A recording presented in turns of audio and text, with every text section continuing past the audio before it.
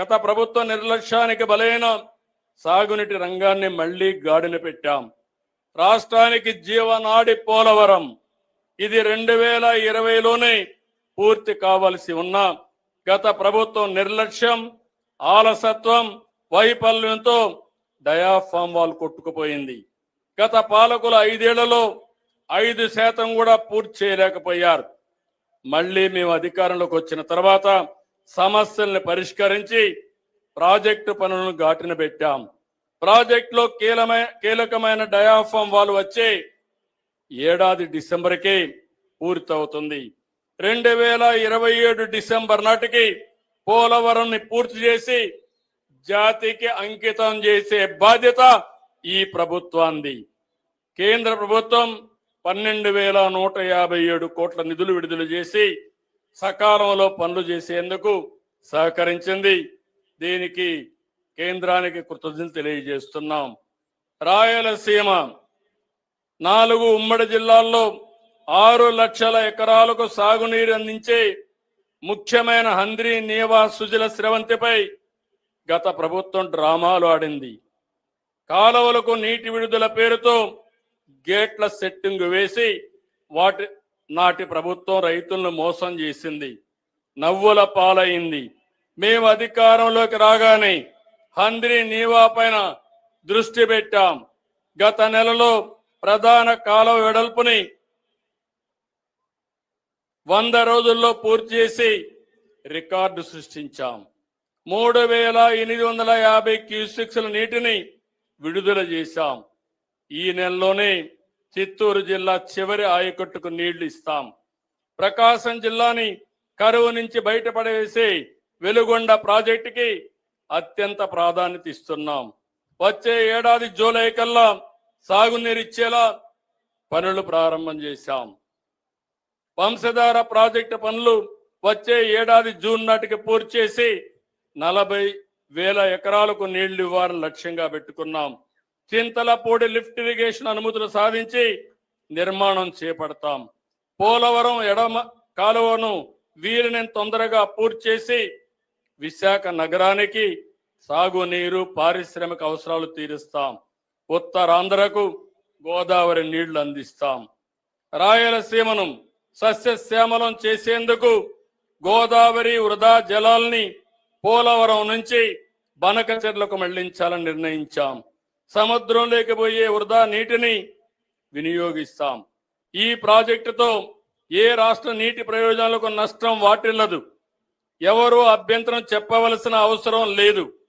వరదలు వచ్చినప్పుడు ఎగువ రాష్ట్రాలు నీటిని విడుదల చేస్తే దిగువ రాష్ట్రంగా ఆ నష్టాలను, కష్టాలను భరిస్తున్నాం. దిగువ రాష్ట్రంగా అదే వరద నీటిని వాడుకుంటామంటే అభ్యంతరాలు ఎందుకని అడుగుతున్నా.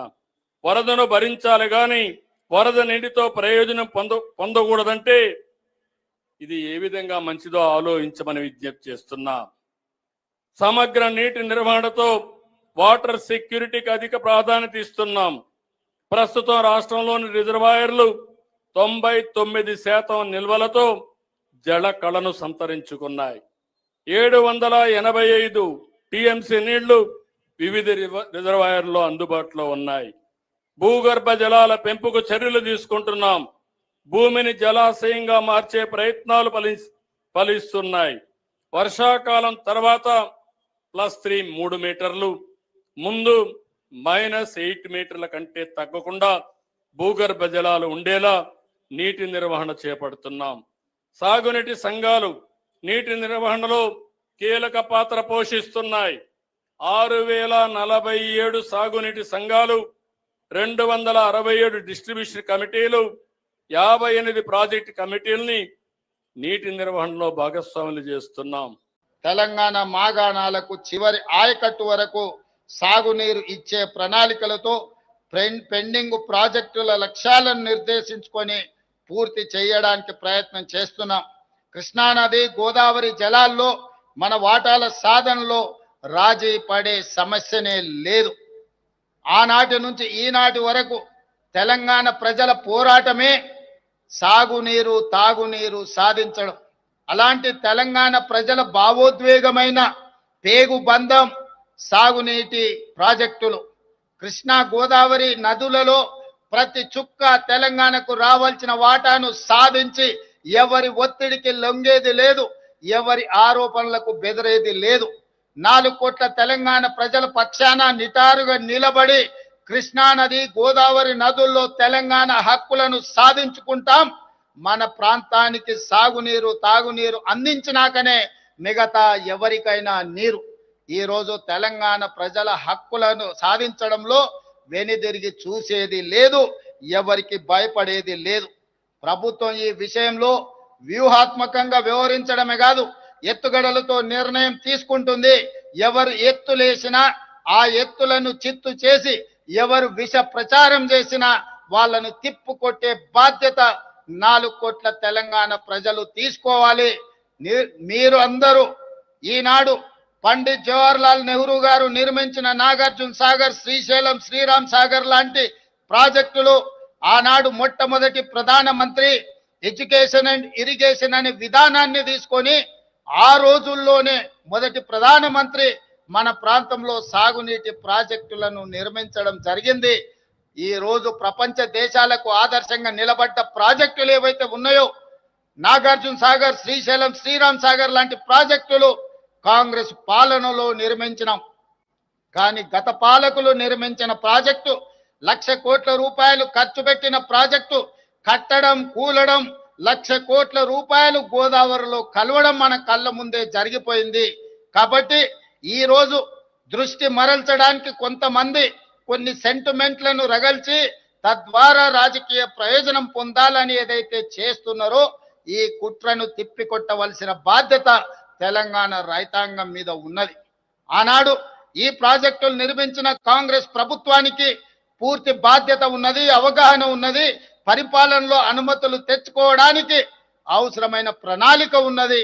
ఈ ప్రణాళికలను అన్నిటిని కూడా అమలు చేసే చిత్తశుద్ధి, ధైర్యము ఈ ప్రభుత్వానికి ఉన్నదని నేను తెలియజేయడానికి సంతోషిస్తున్నాను. ఎవరు ఎన్ని కుట్రలు చేసినా కుట్రలను ఛేదించుకొని గోదావరి నదీ జలాలలో రావాల్సిన వాటాను సాధిస్తాం.